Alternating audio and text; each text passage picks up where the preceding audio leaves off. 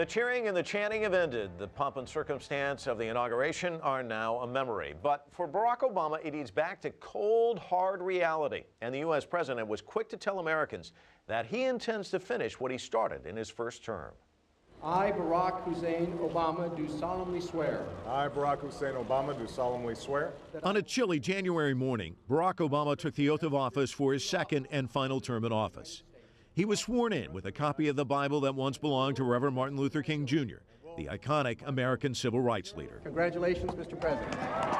As Americans watched, Barack Obama laid out what many are calling a sweeping liberal vision of his presidency.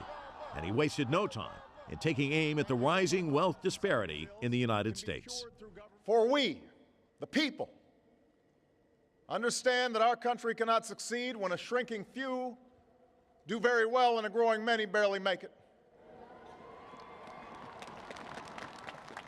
We believe that America's prosperity must rest upon the broad shoulders of a rising middle class.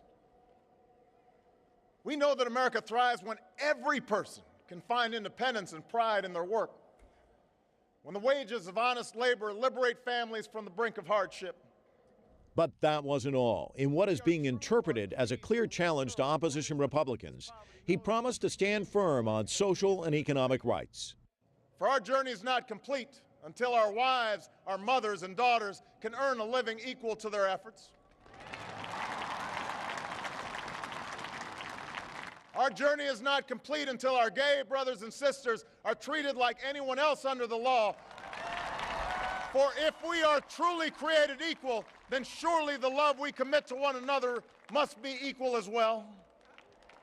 The Republican Party also opposed the White House's push for health care reform, Wall Street overhaul, and immigrants' rights.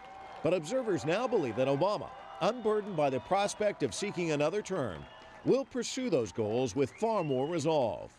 Even though he became the first African-American president in a country where blacks and whites were not allowed to drink from the same water fountain less than 50 years ago, lots of challenges remain.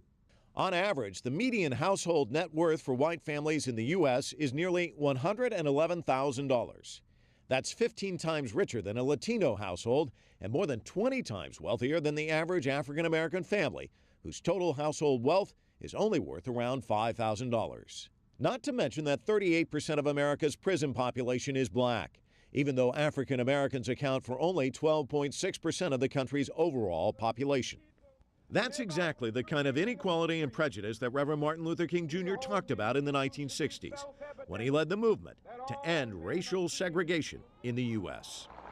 I have a dream that one day on the red hills of Georgia, the sons of former slaves and the sons of former slave owners will be able to sit down together at the table of brotherhood. I have a dream that my 4 little children will one day live in a nation where they will not be judged by the color of their skin, but by the content of their character. I have a dream today